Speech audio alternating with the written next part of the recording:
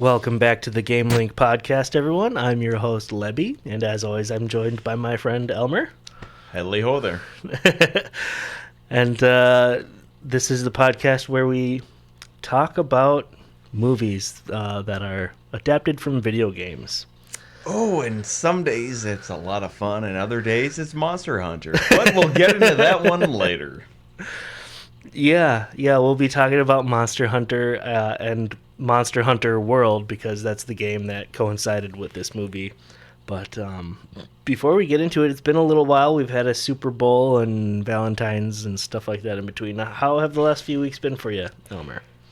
Oh, a whole lot of fun. We have had everything from freezing weather here in the great state of Minnesota to, I don't know, a little bit of everything else, including the Super Bowl, where we get to watch the Vikings lose horrifically in one of the good old-fashioned playoff games, as well as everything else. Lebbi and I have been experimenting a little bit for trying to do some sort of a streaming series off of Twitch when we aren't recording on Sundays. And no matter what we think to ourselves, ooh, dear God, this is literally a season of hell in terms of trying to feel, oh, hey, let's try to produce content to the masses. Yeah, so. I think it was the day of the Super Bowl Sunday. We were like, should we stream today? Like, even if neither of us are going to watch the Super Bowl, like, I don't really, didn't have the energy, so... The winter's definitely getting to us here. I know, like, my yard is, like, a good 4-inch thick solid ice, like, everywhere. No more crunching down into snow. It's all ice, and it sucks. Literally, the Titanic could hit my front fucking yard and sink with how much of an ice factor we have going on right now. Yeah, it's nasty out there. But, And then on top of that, I mean, literally, last week we came up with the idea. We're just like, well, if we really wanted to, we could do an episode on the Wizard for the Super Bowl, but simultaneously we're like, yeah, with drunk driving as well as just, angry driving being, like, majorly up on the Super Bowl, do we really want Elmer to be on the road for that? Right. Is Fred Savage worth it? Is Fred Savage worth Elmer going to jail and potentially getting the gas chamber? Probably not. But. Yeah.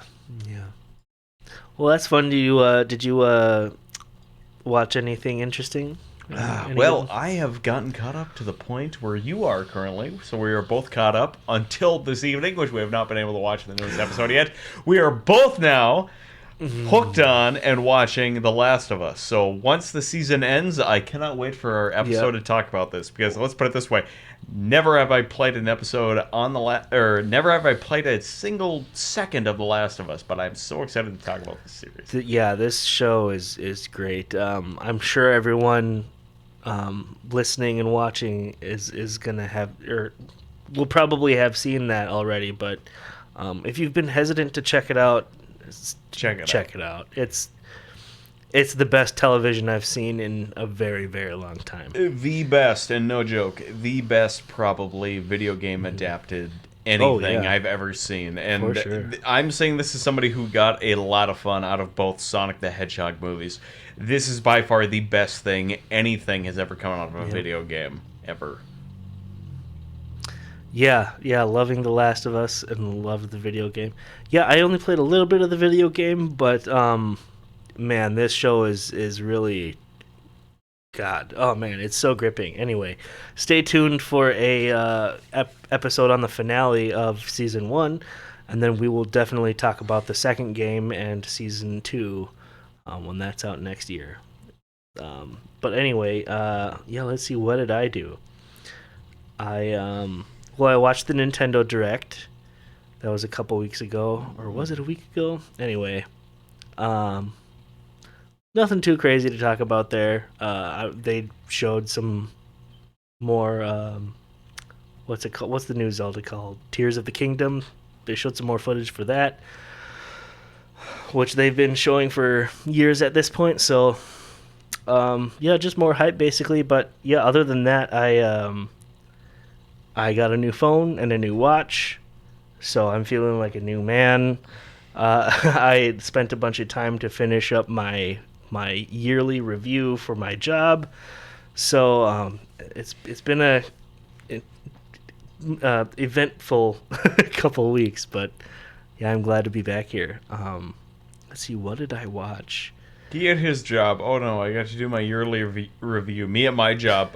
Yeah, I took the safety off my handgun a couple of times. Does that count? Well, I watched Monster Squad for the first time in about a decade. Um, Man, I think I was messaging you when I was watching it. I was like, yeah, I forgot how much I liked this movie, but also I forgot how homophobic this movie is. Yeah. A lot of F slurs being thrown around. So, But simultaneously, every other part of it that helps to come up to it is just like, you know what? That's just the one hurdle the '80s could never get over was just the homophobia. yeah. For some reason or another, which when you look at every other movie in the '80s, you're just like, oh hey, I'm watching Flashdance, and you're just like, this is the gayest movie I've ever seen. Footloose, gayest movie I've ever seen. Cobra, gayest movie I've ever seen. Rocky 2, 3, 4, and 5, gayest movies I've ever seen. It's just like, but no, I mean that reveal of no spoilers if you've never seen the Monster Squad, but the reveal of Creepy German Guy, his actual name in the credits, Creepy German Guy, but the reveal of him will make you, no matter who you are, when you watch that movie, you'll go, oh, and it will send chills down your spine. I don't care who you are on that one. Yeah, that's a good classic movie. Hell yeah. The Goonies with the classic Universal horror monsters. Yep. Without being made by Universal. Now here's the crazy bit. I don't know if you do this. Dracula was originally supposed to be Liam Neeson. Oh. But instead Liam went, no, I'm gonna go work on this other movie called High Spirits where I'm gonna go play a ghost. Ghost. Ghost. Oh man. Yeah, other than that, I know I was given a list of Thor's Hour of Thunder podcasts for Valentine's Day. And I just didn't have the time to get involved with one yet. So I've been on 2 of the episodes. I unfortunately was not able to make it out for the Doors, but I, Elmer, have been able to be on for 2 of the Val for Valentine's Day month. I was on for both. Let's see. I was on. What was the first weekend? Oh, the first week was Batman Forever. So we got to discuss. What's his name? Joel Schumacher's first Batman movie, right after Tim Burton closed off with Batman Returns. So we got to talk about that homoerotic asphyxiation right there. And then I got to talk about Tombstone with him as the Great Doc Holliday, where I got to do that while fully dressed in my cowboy action gear, sweating my balls off in my library at the time, which, as they jokingly said, oh, should we do this as the first video podcast of the entire run of the entire series? I'm sitting there sweating my ass off, holding a double-barrel shotgun in my hand and having multiple revolvers, and I went, not on your life, guys. yeah, I need to reach out to Thor and say sorry for not responding. Well, hey, if anything, this week, by the sound of it, they want to try to talk about Island of Dr. Moreau, which, if anything, you should watch that one, because that movie's fucking insane. And if you and I could both be on that one, that'd be a lot of fun. Yeah, I have tomorrow off, so maybe I'll have the time to watch that. Yeah, sounds good. Anyway, Monster Hunter. Oh, boy. So, this movie is like strongly based off of Monster Hunter World, which is like my favorite Monster Hunter game. I've tried a lot of them, and they would never really click with me. Like, the combat always seemed a little too slow. There was always like a little too many menus, a few too many menus and things like that. But World was a lot different. So it came out in 2018 for the PS4, Xbox One, and PC version coming out later that year. It was probably their most successful game, I'm guessing, because it sold over 16 million copies.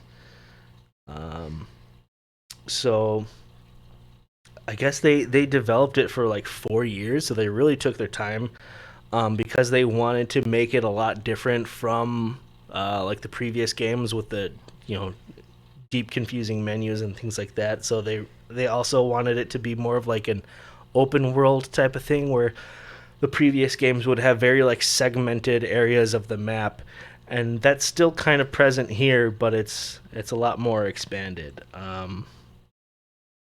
So what's that? Ryozo Sugimoto is the producer, and he explained that they wanted to kind of rebuild Monster Hunter in some aspects, and like make it easier for new players, but then have a lot of that like grindy, crafting content for like classic players.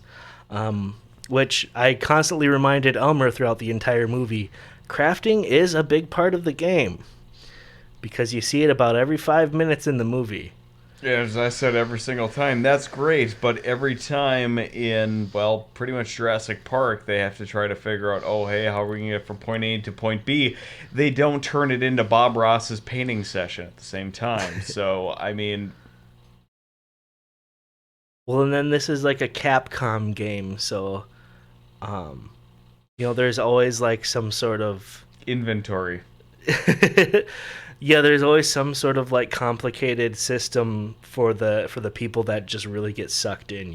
So that's cool. And then they also had a lot of like tie-ins with other like Capcom franchises and stuff.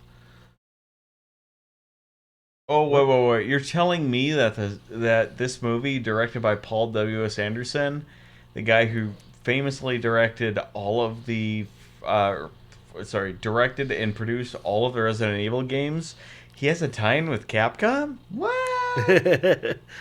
Yeah, well, no, I mean the game, not the movie, had a lot of tie-ins with other Capcom stuff. Like in the game, you could get like Mega Man armor for your what they call Palico. You have little cat buddy. You can dress up like Mega Man, and then I think there's even like a Witcher DLC for The Witcher 3, where yeah, the Witcher like teleports in from another dimension into the Monster Hunter world, and you can fight monsters as the Witcher. And not only can you have Grumpy Cat by way of motherfucking Mega Man, but also Gerard fighting alongside you in the Monster Hunter universe in this Yeah. game. Uh huh. Why the fuck did we sit through this fucking movie? Because that sounds like the greatest goddamn comedy special on Netflix I've ever heard of. I mean, it's a little wacky. It's a little cuckoo, you know. But it's a pretty solid DLC, actually. I really liked that game. I used to play it a lot with a couple of our friends from high school. Um, but yeah, there was a lot written about like the development of this game, but it's mostly about stuff they did to change the way they designed the worlds, and not so much interesting facts about the development. But they the cool thing is they weren't trying to make a game to make money. Obviously, money's a big part of any product a company produces, but this was like one of the games where that wasn't the focus, and I think that might be one of the big reasons why it did so well. By way I've heard for the better part of when I first heard about Monster Hunter, which was actually back when we were in middle school, I've never really thought of Monster Hunter as sort of like a blockbuster gaming franchise. If anything, I thought of Monster Hunter as sort of being kind of like a cult hit.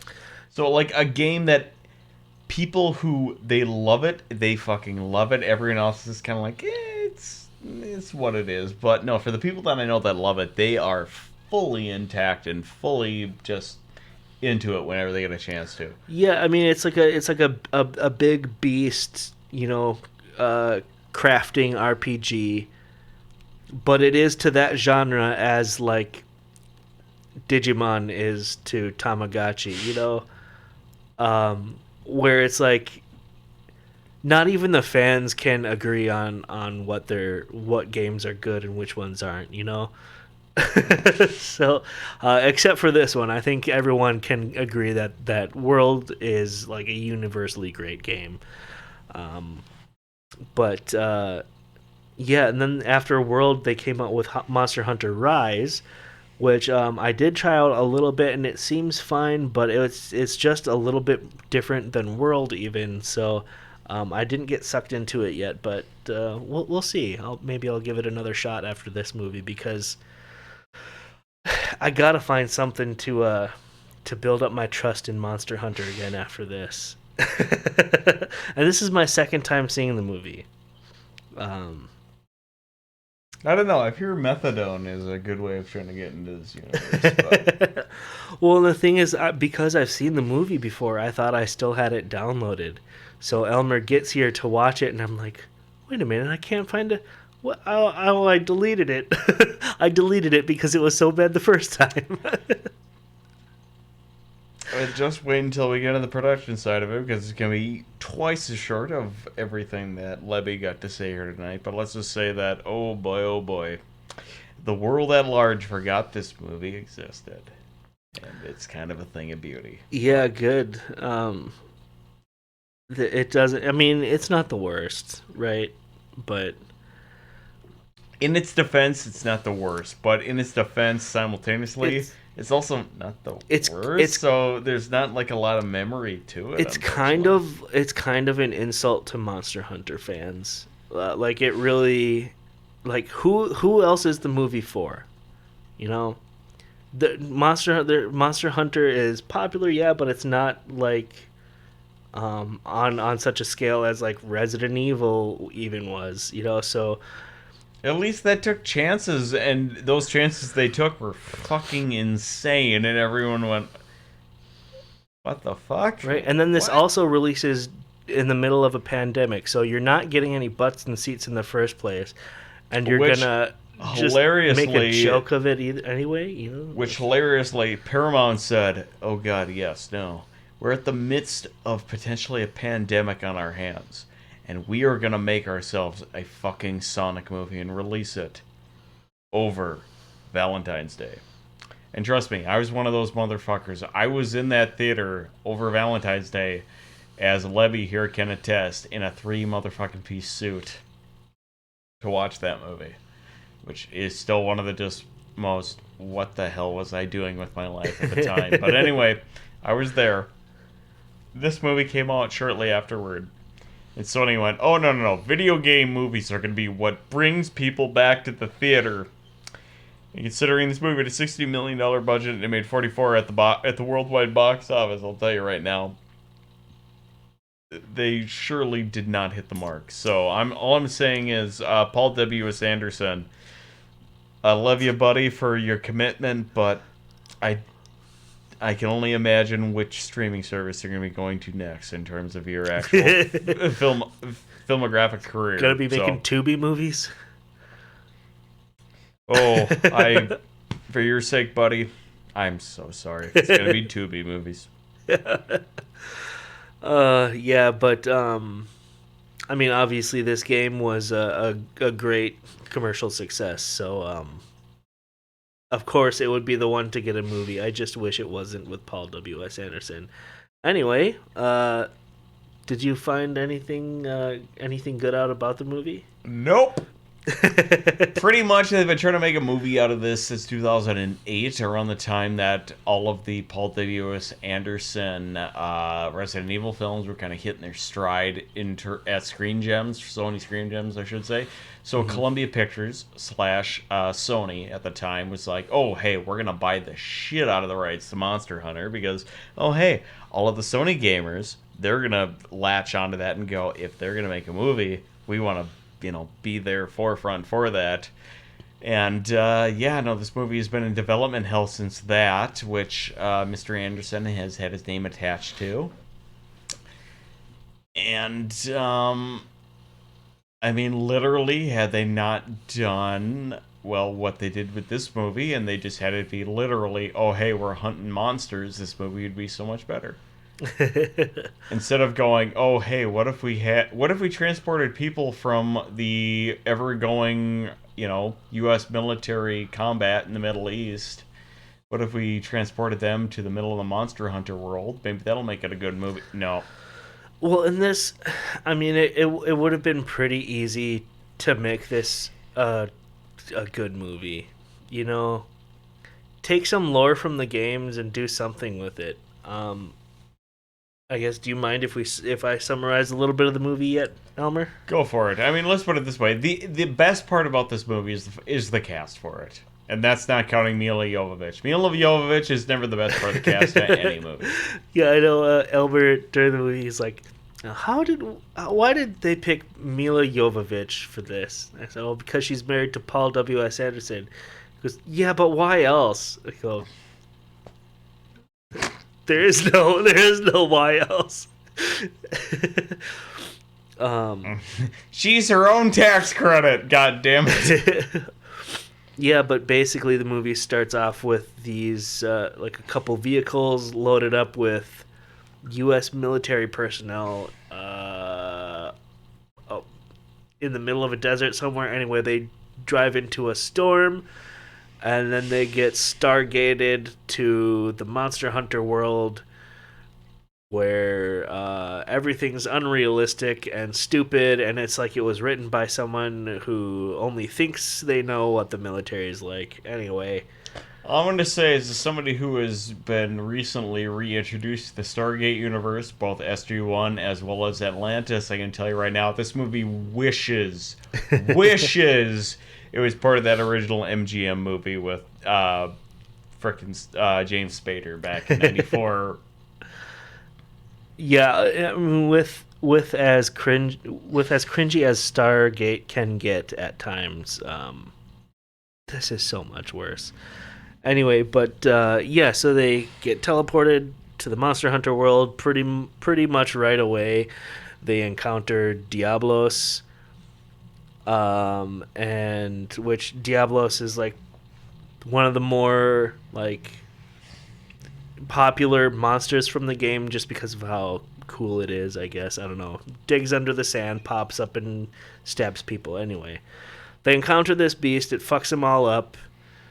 Kills a few guys. The remaining military members get picked off by giant spiders in a cave, except for Mila Jovovich, who encounters a monster hunter guy who helps save her, but they don't speak the same language, so there's pretty much no dialogue. And then almost the entire movie is just them barely speaking, killing random monsters, taking their parts to make different gear and weapons. And there's like no progression, nothing going on. They're just killing things, crafting things, killing things, crafting things. Eventually they kill Diablos. And then we get to meet Ron Perlman. So not only we go from the badass that is the great Tony Jaa, who is like one of the best martial artists out there today, as somebody who is a big fan of the Raid movies, to be able to see this individual who has gotten to show his expertise, sort of, well, everything, and sort of what on-screen martial arts can be in this day and age. I mean, dear God, Tony Jaa has made more of an impact in the past 10 years than our good friend Mr. Jet Li has done in probably 15. And he is wasted in this movie, and we're like, wow, this movie is fucking boring. And then Ron fucking Perlman shows up. Our good friend Ron Hellboy Perlman shows up, and we're just like, dude looks like a cartoon. Dude looks like he's wearing the same outfit he had on in the Conan remake. Just the fact he shaved his beard, kind of like how I did recently. And his hair looked like it was made out of foam. When that motherfucker walks on screen here, you're not sure what's more artificial, his beard or his goddamn jawline. You're just like... It's something to behold, I'll tell you. But yeah, I think it was right before that happened. I looked at Elmer and I was like, isn't it sad that the best actor in the movie isn't even speaking? Because he can't, he speaks a different language. Oh, man. Yeah, this movie, it was worse than I remembered. This movie is trying, let's put it that way. Yeah. Yeah. And unfortunately, before I came down to watch this with our good friend Lebbi here today, I was looking at the cast list because I had never seen it before, and I saw Josh Hellman was in it.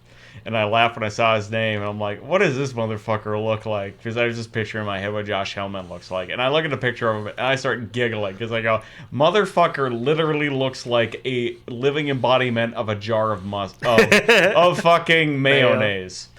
However, I will say, upon reading his actual credits, I'm like, oh wait, no, Josh Hellman, actually a good Australian character actor, along the same lines as our good friend. Oh shit, I forget his name. The guy from.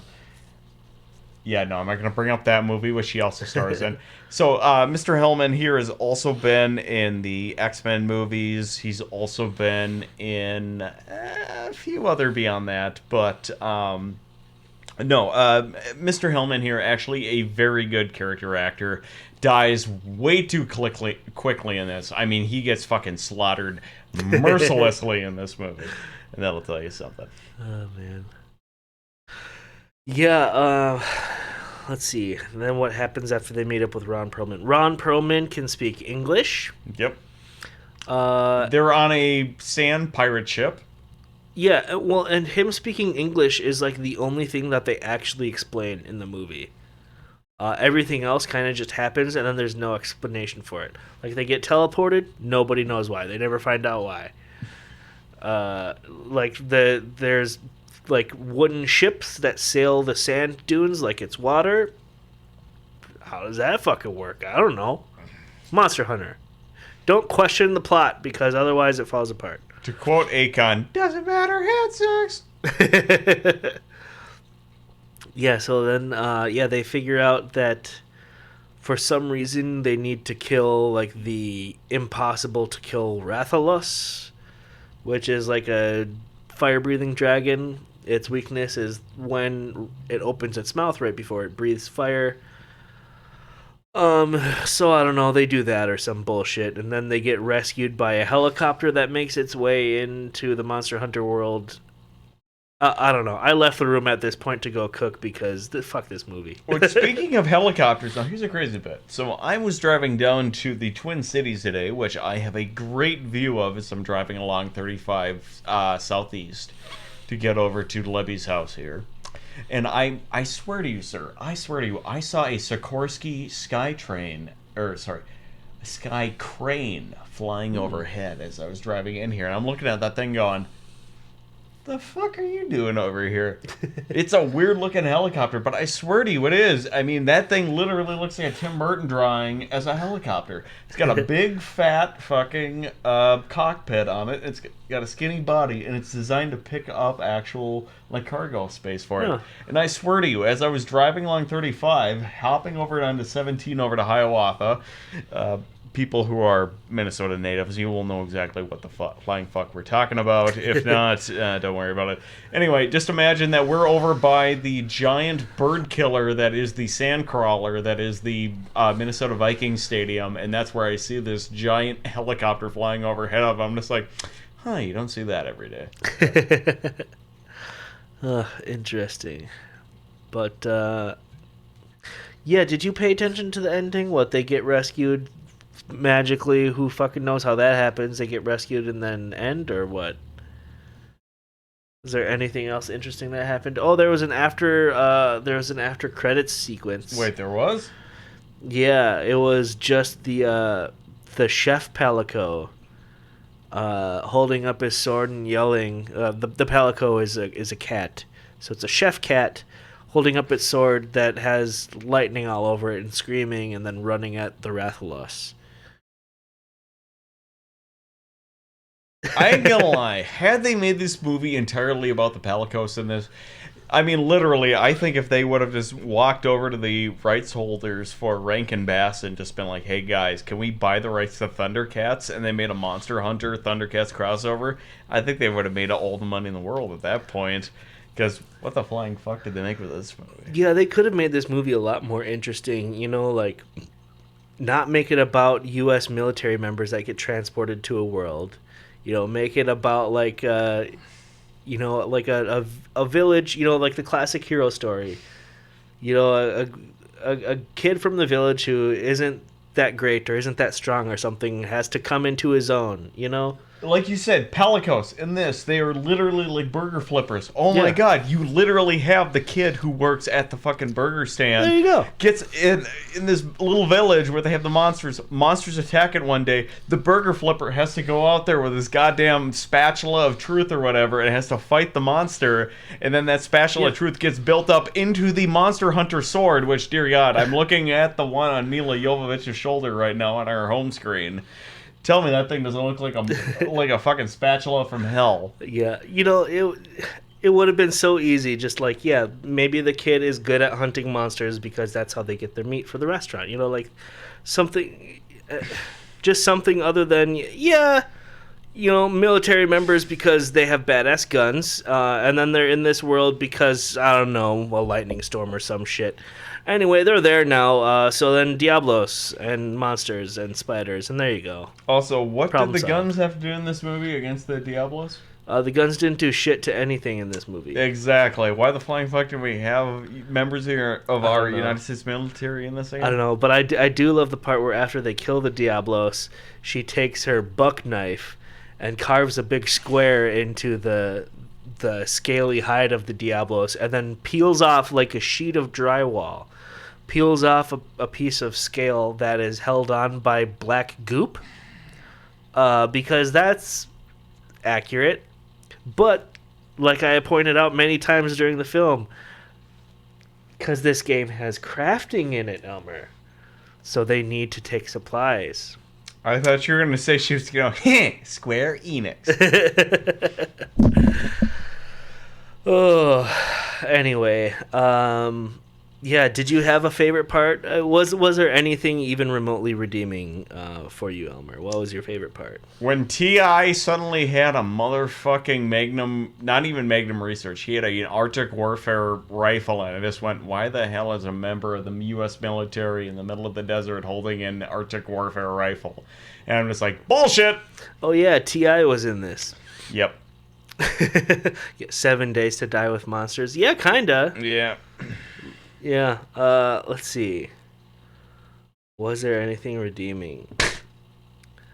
I don't know. The just the scene where you get introduced to Ron Perlman is it's almost comedy. So that's probably my favorite.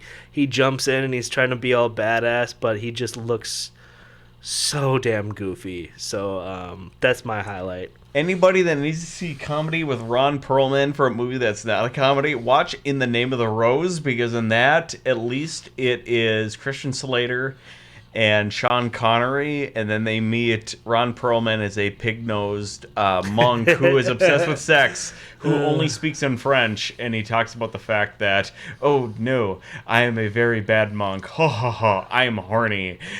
Yes. Yeah, so with that, I think you know what we're gonna say, but was this a bop or a flop, Elmer? I don't even consider this a goddamn movie. I'm not gonna lie. This feels... Dear God, I'm not gonna lie. This feels like an extended goddamn cutscene. Every other movie, including fucking Yuva Bowl films we watch for this show, have felt like movies. This does not feel like a movie. This feels like a goddamn overlong cutscene. I hate to say it. So no, this is the hardest bop. Or sorry, biggest flop There we I go. felt in a long time. My apologies. Yeah, no, I agree. It was definitely a flop. If the whole movie wasn't just like, oh, you remember how you make this thing out of these things in the game? Oh, you remember this from the game? You remember this setting? If there was any actual story, it would have been on the way to a bop. With the production budget they had, they could have done a lot better. So, flop for me. But that's okay. It's not the worst movie we've seen. It's still better than any Yuva Bowl film we've seen. Oh, dear So- God. We got a few more of those to go. Fuck. You know, we get to look forward to doing a few other movies before The Last of Us, so maybe we'll try to squeeze in a good one for the next episode. And Just one question for you, buddy. Are we still gonna try to squeeze? Oh, my Google's going off. Are we gonna put Blubberella into that concept, or probably not? For Eva Bowl though. Blubberella. Yeah. Is that a video game? Oh. If it's not a video game, I'm not touching it if it's Yuva. Well, technically, I guess it's the closest thing we're ever gonna get to a Fat Princess fucking video game movie. Fat Prince. I'm sorry, Fat Princess fans. The Fat Princess is not worth it. So yeah, look forward to what we have in store between now and March when The Last of Us ends. Which both of us currently hooked on quite the bit, which I am so excited to get home for. Oh yeah, the new episode is downloading on my server right now, so I'm gonna watch that once we're over here, or once we're finished with things here anyway. But yeah, for all you audio listeners and VOD watchers out there, go to gamelink.click to find us on all the podcasting apps and on YouTube and everything like that. You can also find our Patreon and whatever else. Everything's there. Gamelink.click. Check it out, and hopefully you'll be able to find me on upcoming episode of Thor's Hour of Thunder as well. So keep your ears peeled. Anyway, Thor, I know you're an active listener. We'll see. Potentially tomorrow. We will see. But we'll get in touch. All right, guys. Well, with that, we'll get going here. With GameLink, I'm your host, Lebbi. I'm Homer. We'll see you next week. Headley Hodor. Stay safe, stay sexy.